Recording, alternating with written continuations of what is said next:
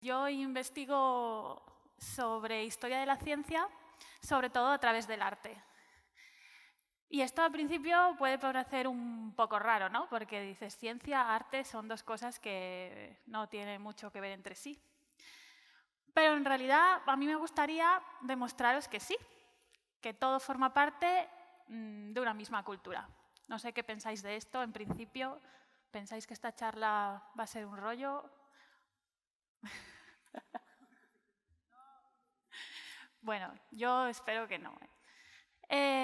Bueno, arte y ciencia en realidad forman parte de un mismo saber.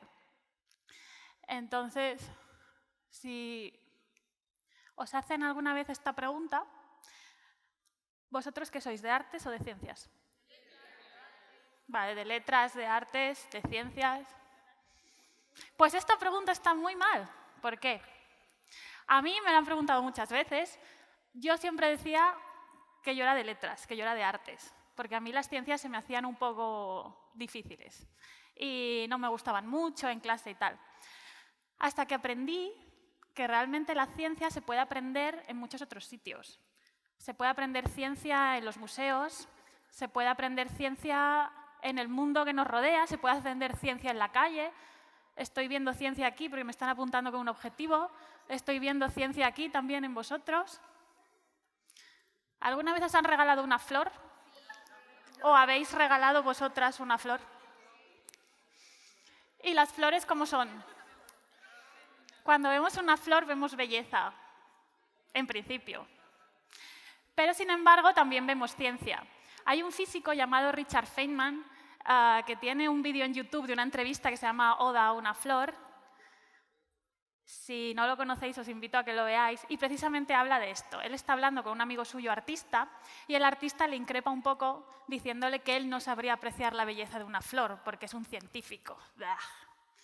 Y, sin embargo, él le dice que como científico puede apreciar la belleza de la flor mucho más, porque no solo ve la flor en sí y puede apreciar su belleza, sino que ve dentro de ella, ve los procesos, ve la fotosíntesis, ve biología, ve células, ve muchas más cosas que sin la ciencia no se podrían ver.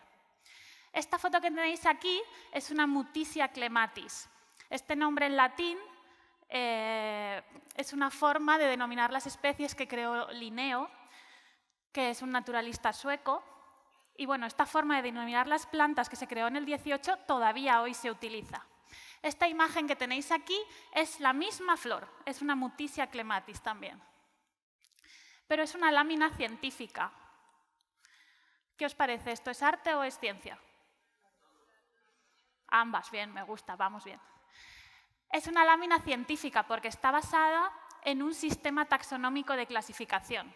Pero, sin embargo, bueno, el descubridor de esta flor que la trajo de Colombia fue José Celestino Mutis y le puso este nombre Mutisia clematis en su honor, Linneo. Y lo que hace al clasificar esta imagen, que fue una de las primeras que llegó a España de esta especie, es poner su nombre. ¿Sois capaces de ver el mensaje que hay en esta imagen?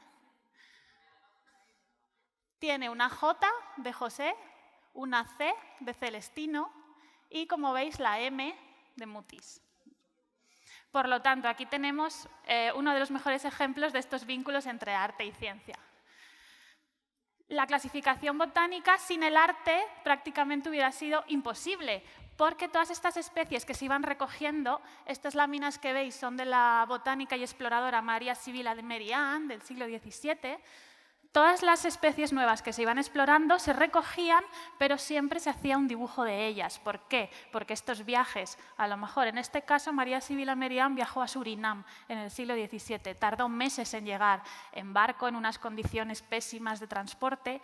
Cuando se traían las especies, muchas desaparecían. Por eso siempre se dibujaban para conservarlas. Ahora quiero que nos imaginemos por un momento que estamos en el siglo XVI. ¿Podéis? ¿Podéis cerrar los ojos y pensar que estamos en el siglo XVI? Esta pantalla no existe, ¿vale? No estáis sentados en estas butacas, no tenemos luz eléctrica, no tenéis móviles, por supuesto, no tenéis ordenadores, ¿vale? ¿Qué estamos haciendo? estamos sentados en mitad del campo, ¿vale? Porque estamos en el siglo XVI. ¿Y cómo nos podemos entretener si no tenemos nada? No tenemos móviles, no tenemos ordenadores. ¿Cómo?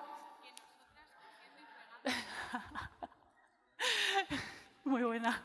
Bueno, yo lo que quiero decir es que aparte de coser y fregar, como dicen por aquí, nos podemos entretener mirando al cielo, ¿vale? En el siglo XVI, si hemos hecho ese esfuerzo y ahora mismo estamos en mitad de un campo, ¿no? Como cuando se dice todo esto era campo, y no tenemos esos entretenimientos que tenemos ahora gracias a la tecnología, lo que hacía la gente en este momento para entretenerse era exactamente mirar al cielo. Galileo Galilei, supongo que os sonará, gracias a esto investigó, exploró el cielo y nos regaló las primeras imágenes de las fases lunares. Sin el arte hubiera sido imposible que estos estudios del cielo y de la astronomía, por ejemplo, se hubieran difundido y hubieran avanzado como lo hicieron. Pero el arte también permite a la ciencia ver lo que no se ve. Seguro que conocéis a Leonardo da Vinci, como artista sobre todo, pero además era un gran científico, un gran investigador y un gran inventor. Sobre todo hizo muchos estudios anatómicos como esto es la visión de un feto en el útero, un cuerpo abierto por dentro. Bueno, imaginaos que cada vez que un médico tuviese que estudiar anatomía, necesitara traer un cuerpo para abrirlo, ¿no? Gracias al arte, por ejemplo, las láminas anatómicas pudieron difundirse y los conocimientos médicos avanzaron también. Estos son, bueno, una lista que os he hecho de algunos de los grandes personajes que trabajaron en el arte y la ciencia. Aquí tenéis, por ejemplo, a Alexander von Humboldt, que fue uno de los grandes exploradores, también unió artes y ciencias de forma magistral. Y hoy, precisamente, que estamos con las movilizaciones del clima, es muy importante porque fue uno de los primeros en avanzar sobre la repercusión del cambio climático y de los peligros que el hombre tiene si no protege la naturaleza y el paisaje. Y bueno, ya para acabar os quiero volver a lanzar la pregunta. ¿Vosotros de qué sois? ¿De artes o de ciencias? No, no. De ambas. La próxima vez que os lo pregunten tendréis que decir esto, que artes y ciencias ambas son cultura. Y el saber es poder. Muchas gracias, chicos.